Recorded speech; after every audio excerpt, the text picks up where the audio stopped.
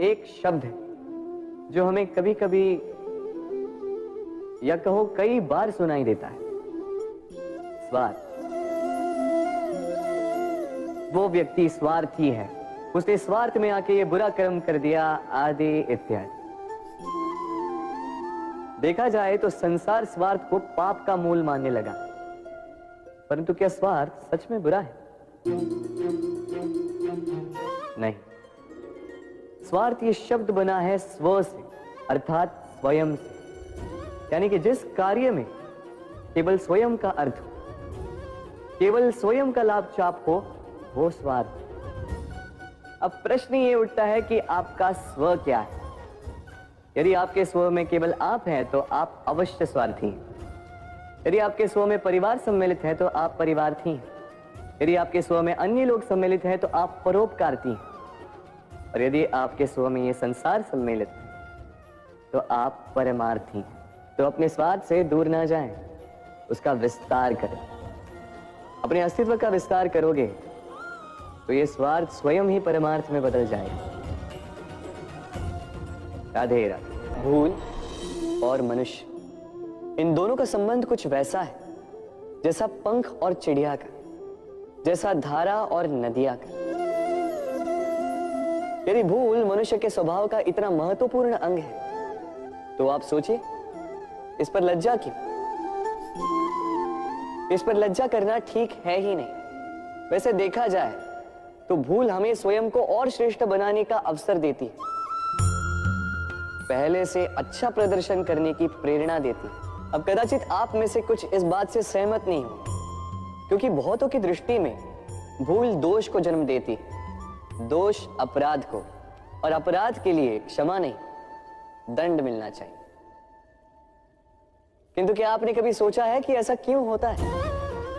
क्या कारण है इसका? इसका कारण है भूल स्वीकार करने से बचना। यदि आप कोई भूल करोगे और उसे स्वीकारोगे नहीं तो वो भूल दोष में बदल जाएगी और वो दोष अपराध। तो साहस रखिए, अपनी भूल को स्वीकार करना अपनी भूल को सुधारने की दिशा में सबसे पहला कदम होता है।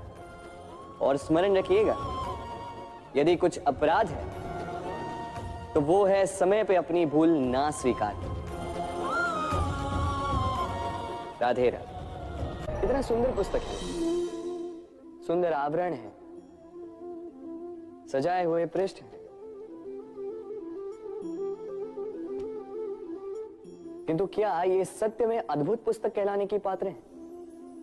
क्या इसमें जो लिखा है वो सत्य है, प्रेरणादायी है, हमारे लिए मूल्यवान है? कैसे निश्चय लिया जाए इस बात का? अब आप सोचेंगे कि सीधी सी बात है, आवरण को देख के पुस्तक की गुणवत्ता कैसे जानी जा सकती? इसके लिए तो आपको उसे पढ़ना होगा, उसे समझना होगा, समय देना होगा, है ना? बिल्कुल उचित सोच रहे हैं आप। बस आश्चर्य की बात यह है कि पुस्तक के विषय में आप ये सारी बातें जानते हैं, किंतु किसी व्यक्ति के विषय में आप ये सारी बातें मन में नहीं लाते। व्यक्ति का मूल्यांकन भी उसके वस्त्रों से, उसके शारीरिक रूप से या उसकी सुंदरता से नहीं किया जा सकता।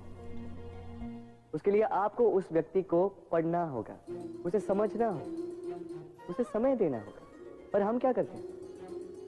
पहनावे, रंग, सुंदरता को देखकर आकर्षित हो जाते हैं, उसे प्रेम समझ बैठते हैं, और आए दिन कोई ना कोई ये कहते सुनाई देता है कि उसकी प्रेम कहानी सफल नहीं हो पाई, उसे छल मिला। किंतु इसमें दोष किसी और का नहीं, स्वयं आपका है। आपने उस व्यक्ति को समय नहीं दिया, आपने उस व्यक्ति के विचार नहीं परखे। प्रेम 2 क्षण में बनने वाला पकवान नहीं है, इसका स्वाद चखने के लिए आपको जीवन भर का समय देना पड़ेगा। तो समय दीजिए, एक दूसरे के रूप से नहीं, आत्मा से जुड़ी, निश्चित ही मन प्रसन्नता से कह उठेगा, राधे राधे। मनुष्य की सोच संसार का सबसे गहन या कहो सबसे कठिन भाव है। कब क्या होने के पश्चात ये मन क्या सोच बैठेगा, ये कहना असंभव है। और यही सोच कई बार हमारे मन में हीन की भावना ले आती है। हम सदा हमसे ऊपर की श्रेणी के व्यक्तियों को देखते हैं, उनके जीवन का विश्लेषण करते हैं और फिर स्वयं को हीन समझ लेते हैं। इसके पास इतना धन है, इसके पास कितना बल है, और मेरे पास कुछ भी नहीं। मैं कितना हीन व्यक्ति हूं, संसार के लिए मैं कुछ भी नहीं। होता है ना ऐसा? किंतु ऐसा नहीं है। आपके पास भी बहुत कुछ है, पलट के देखिए। किसी भूखे व्यक्ति को केवल एक रोटी मिल जाए तो भले ही दूसरों के लिए वो अन्न का दाना होगा, किंतु उसके लिए वो भोज से कम नहीं। इसलिए जब भी मन में हीन भावना जागे, अपनों की ओर देखिए, उनकी ओर पलटिए। आपको विश्वास हो जाएगा कि भले ही आप ये मानते हो कि इस संसार के लिए आप कुछ नहीं है, कुछ लोगों के लिए आप संपूर्ण संसार है। तो जो आपका संसार है उसमें प्रसन्न रहना सीखिए। राधे राधे।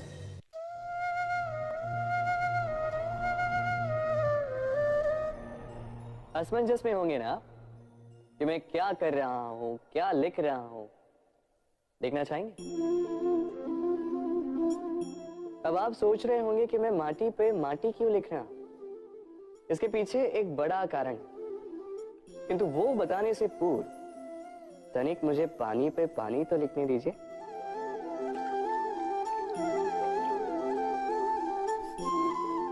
क्या हुआ? जो मैंने लिखा वो दिखाई क्यों नहीं दे रहा? तो ये रहा आपके पहले प्रश्न का उत्तर। माटी पर माटी लिखना कितना सरल है, उतना ही कठिन है पानी पर पानी लिखना। संबंध भी कुछ इसी प्रकार होते हैं। बनाते समय माटी पर लिखने जितने सरल और निभाते समय पानी पर लिखने जितने कठिन। अब प्रश्न ये उठता है कि पानी पे लिखा कैसे जाए।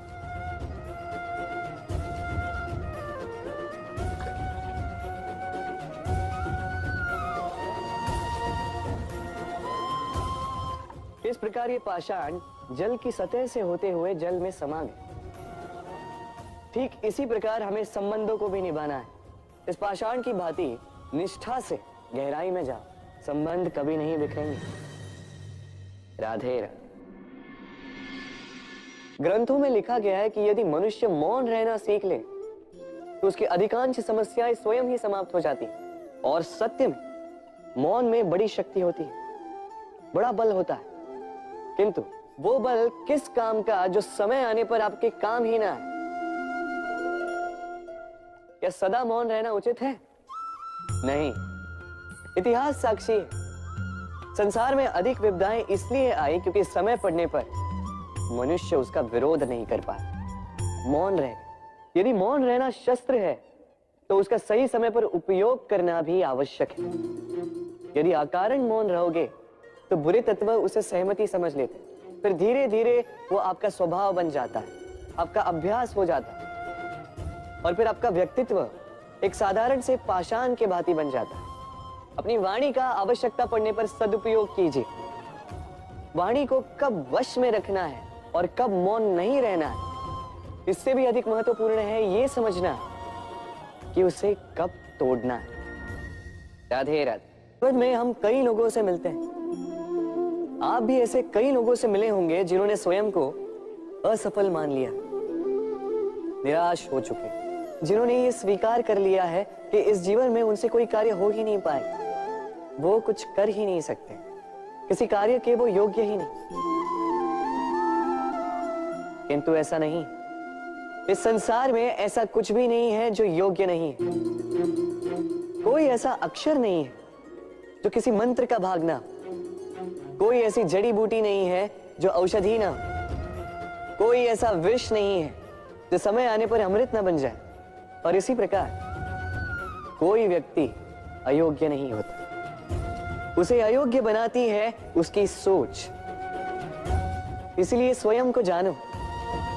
जान जाओगे कि आप क्या, अपने अंतर्मन को जगाएं। आप देखेंगे कि जिस संसार की नींव ही बनी है आशा से, उस संसार में निराशा, हताशा और हार जैसा कोई भाव अस्तित्व ही नहीं रखता।